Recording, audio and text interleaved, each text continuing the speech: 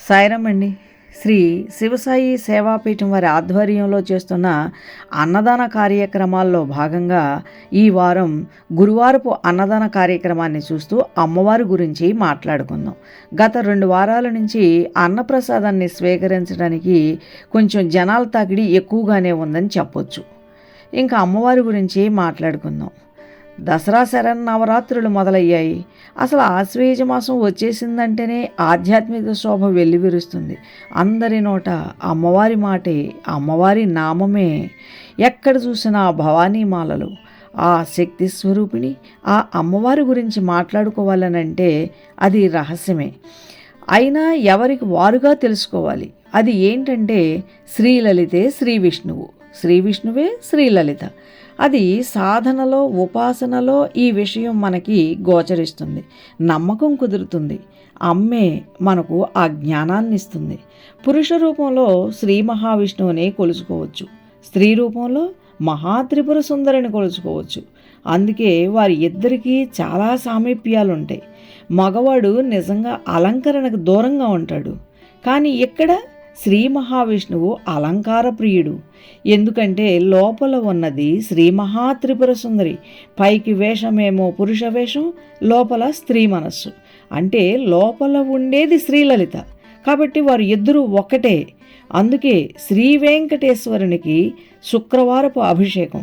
ఆయన సృష్టిపాలన చేస్తాడు, ఈవిడి కూడా చేస్తుంది. ఆయన అవతారాలు ఎత్తుతాడు, ఈవిడ అవతారాలు ఎత్తుతుంది. దుష్ట శిక్షణ, శిష్ట రక్షణ వీళ్ళిద్దరు మాత్రమే చేస్తారు.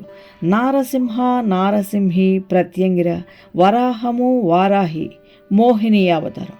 ఈ మోహిని అవతారాన్ని ఎత్తి శ్రీ మహాదేవుణ్ణి మురిపిస్తాడు. ఆ మోహినిలో ఉన్నది ఎవరో కాదు, తన భార్య శ్రీలలితే. ఇప్పుడు శ్రీలలిత త్రిపుర సుందరి స్వరూపం. ఆమె మాయాస్వరూపిణి. ఎందుకంటే అన్నింటిలోనూ ఉండేది మరల ఆ రూపమే, ఆ శివతత్వమే అమ్మలో ఉండేది. ఆ అమ్మతత్వమే విష్ణువులో ఉంది. అదే తత్వం సప్త ఋషులలో ఉంది. అలా అవరోహణ క్రమంలో వస్తే అదే శ్రీచక్ర రహస్యం. అందరిలో ఉండేది ఆ పరమాత్మ చైతన్యమే. ఆ శివుడే అందరిలో ఉన్నాడు. శంకరుడు త్రిమూర్తులలో ఒకరు. సృష్టించింది అమ్మ. ఆయనే పరమాత్మ, పరబ్రహ్మస్వరూపం, కామేశ్వరుడు. ఇక పెత్తనమంతా అమ్మదే. ఆమె ఆయన శక్తి. చేసేదంతా ఆమె. ఆయనలో చలనం కలిగించి, స్పందన కలిగించి సృష్టి కార్యం మొదలుపెట్టిస్తుంది. ఆ శ్రీలలిత వలనే పరబ్రహ్మం రెండవుతుంది. వాళ్లే ఆది దంపతులు. అన్నింటికీ అమ్మే నాంది. అమ్మే పురుష రూపంలో విష్ణువు. ఎందుకంటే ఆ విష్ణువే శ్రీలలిత. ఆ లలిత మరెవరూ కాదు, ఆ మహాదేవుని యొక్క శక్తి. కాబట్టి శ్రీ మహావిష్ణువు సర్వవ్యాపకుడు. ఆయనే పరమాత్ముడు కాదు, అమ్మే సర్వవ్యాపకురాలు. ఆమె ఈ సృష్టి కార్యం చేస్తుంది అని అన్న అది నిజమే. కాదు, మహాదేవుడే ఇదంతా చేస్తున్నాడు అని అన్న అవును నిజమే అని మనం ఒప్పుకోవాలి. ఎందుకంటే అందరిలో ఉండేది ఆ చైతన్యమే. అందరూ ఉన్నారు, ఎవరూ లేరు. ఇదే అద్వైతం. ఉండేది ఒక్కటే చివరికి. ఇది రహస్యం. అద్వైతంలో ఉన్నారంటే ఉన్నారు, లేరంటే లేరు అని నిరూపించవచ్చు. మొదట్లో సాధకునికి ఇద్దరు అని వేదం చెప్పుకుంటూ వస్తుంది. బాగా అర్థమయ్యి పట్టు కుదిరిన తర్వాత ఇద్దరు లేరు, ఉన్నది ఒక్కరే అని చెబుతుంది. ఒక్కోసారి మొదట్లోనే నిర్గుణ పరబ్రహ్మాన్ని గురించి చెబితే సాధకుడు పట్టుకోలేడు. లలిత పరాభట్టారిక, పరబ్రహ్మ పట్టమహిషి. ఆమె ఆయన, ఆయనే ఆమె. మరలా వారిద్దరు ఒకటే.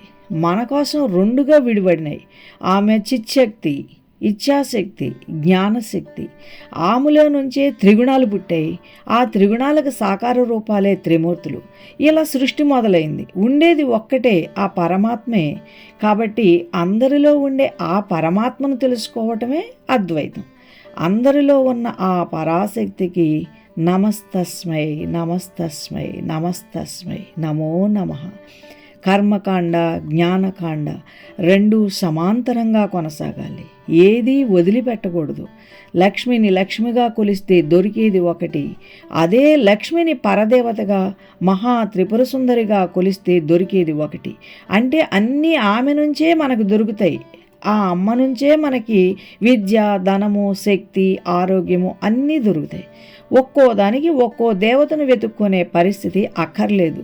మనం అలా చూడటం నేర్చుకోవాలి. మనం కొలిచే స్వరూపంలోనే పరబ్రహ్మ స్వరూపాన్ని చూడాలి.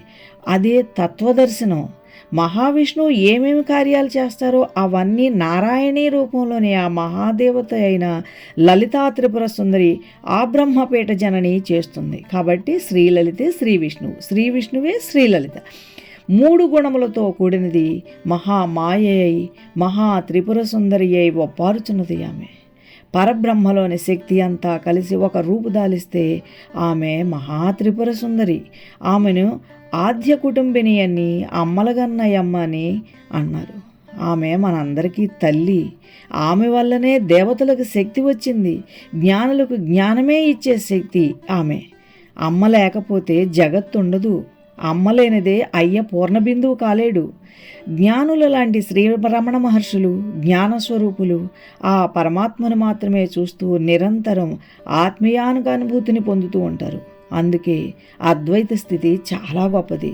ఈ నవరాత్రులలో బాలా త్రిపుర సుందరిగా, గాయత్రీదేవిగా, అన్నపూర్ణాదేవిగా, కాత్యాయనిగా, శ్రీ మహాలక్ష్మిగా, శ్రీ లలితా త్రిపుర సుందరిగా, చండీ పరదేవతగా, సరస్వతిగా, దుర్గగా, మహిషాసురమర్ధనిగా, రాజరాజేశ్వరీదేవిగా అలంకారాలతో కొలువై ఉన్న ముగ్గురమ్మల మూలపటమ్మను భక్తి శ్రద్ధలతో పూజిద్దాం.